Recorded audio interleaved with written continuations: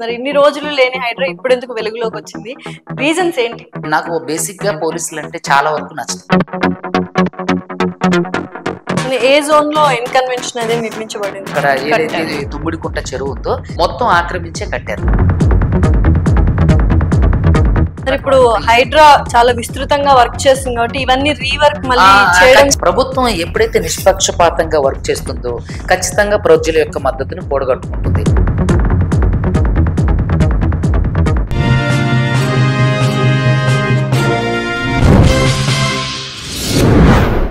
Hi, hello, నమస్తే, welcome to our channel. ప్రస్తుతం స్టూడియోలో మనతో పాటు ఉన్నారు హైకోర్టు అడ్వకేట్ సుబ్బు గారు. నమస్కారం సుబ్బు. నమస్కారం. సో ఇప్పుడు టాక్ ఆఫ్ ద టౌన్, ఎక్కడ చూసినా హైడ్రా సంస్థ గురించే మాట్లాడుకుంటున్నారు. కొంతమందికి హైడ్రా అంటే ఏంటో కూడా తెలియదు. ఇప్పుడు మొన్న ఆ ఇష్యూ జరిగింది కాబట్టి హైడ్రా ఏంటి అని తెలుసుకోవాలనుకుంటున్నా. అసలు హైడ్రా అంటే ఏంటి, అసలు నిజంగానే ఏదైతే పనితీరు చేస్తుందో కరెక్ట్ గా చేస్తున్నారా, సక్రమంగా చేస్తున్నారా? ఇన్ని రోజులు లేని హైడ్రా ఇప్పుడెందుకు వెలుగులోకి వచ్చింది?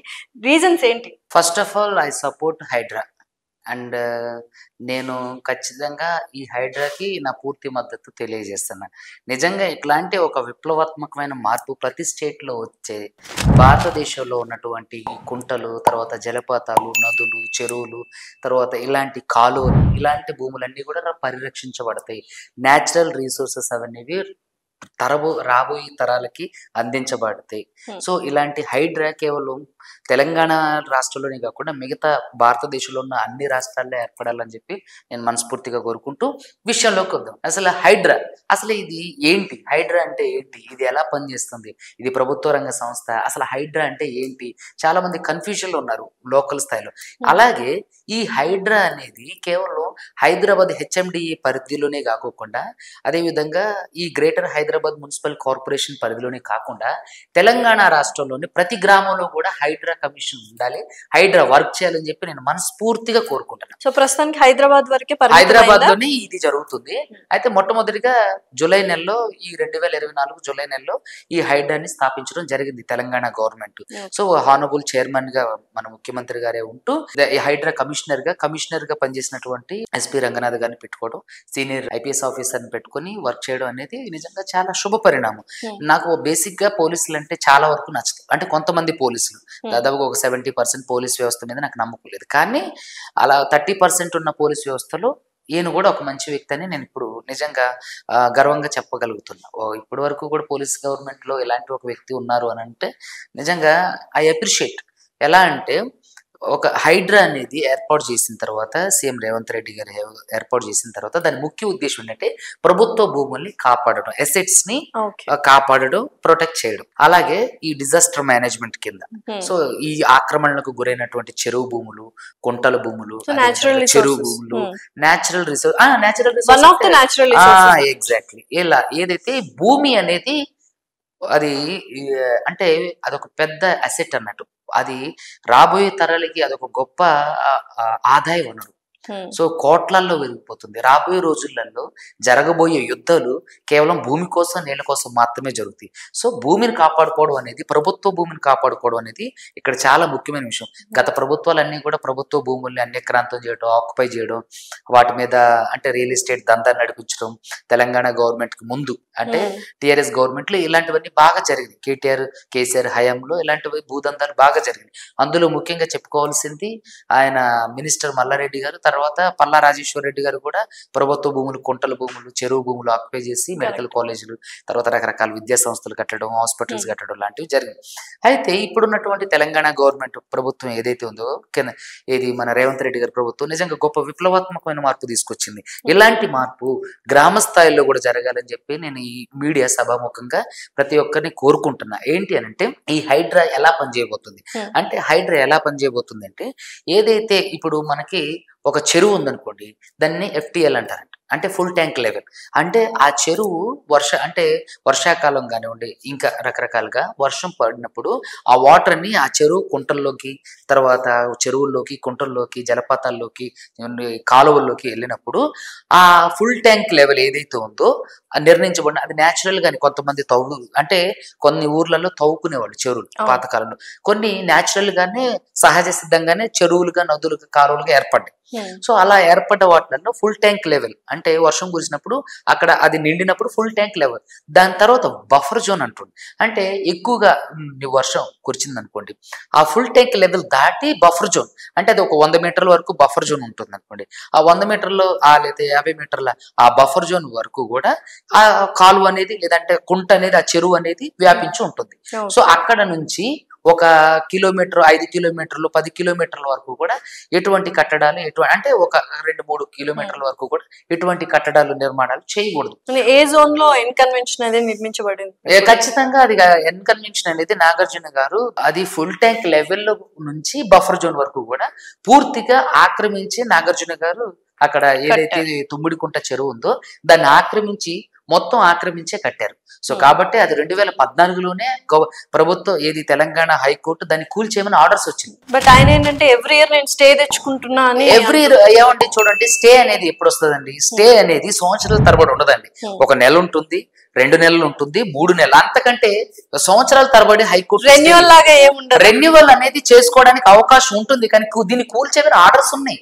2014లోనే ఎన్కన్వెన్షన్ కూల్చేయమని ఎప్పుడో తెలంగాణ గవర్నమెంట్ ఆర్డర్స్ ఇచ్చినప్పుడు ఇక్కడ ఎవరైతే ఆయన నాగార్జున గారికి మీరు చూసినట్లయితే మంచు లక్ష్మి గారిది ఒక షోలో మాట్లాడుకుంటూ ఇక్కడ నాగార్జున గారికి నేను మంచి ఫ్యాన్, ఆయన సినిమాలకి, కానీ ఇక్కడ ఆయన చేసిన పొరపాటు ఏంటంటే చెరువు భూములను ఆక్యుపై చేసి ఆయన 1000 ఎకరాలు 100 ఎకరాల్లో భూములు కొనుక్కొని ఉండొచ్చు, కానీ ఇందులో నాగార్జున గారు చేసింది మాత్రం 100కి 200% తప్పు.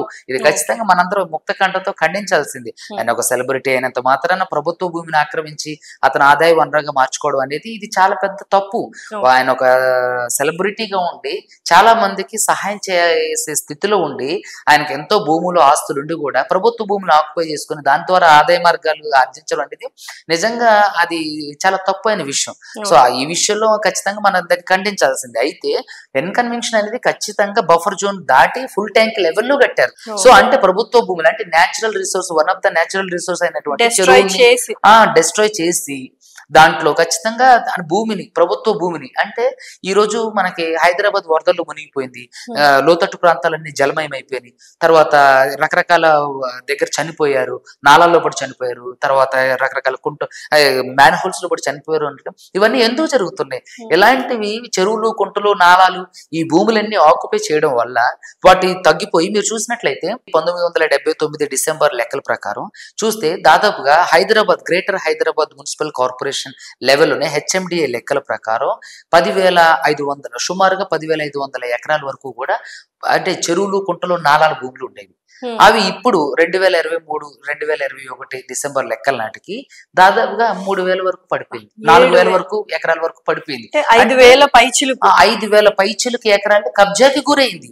మీకు చూసుకున్నట్లయితే దాదాపుగా ఇక్కడ మన హైదరాబాద్ లెవెల్లో 187 చెరువులు అసలు ప్రభుత్వ లెక్కల్లోనే లేకుండా, రికార్డ్స్ లోనే లెక్కల్లో లేవు.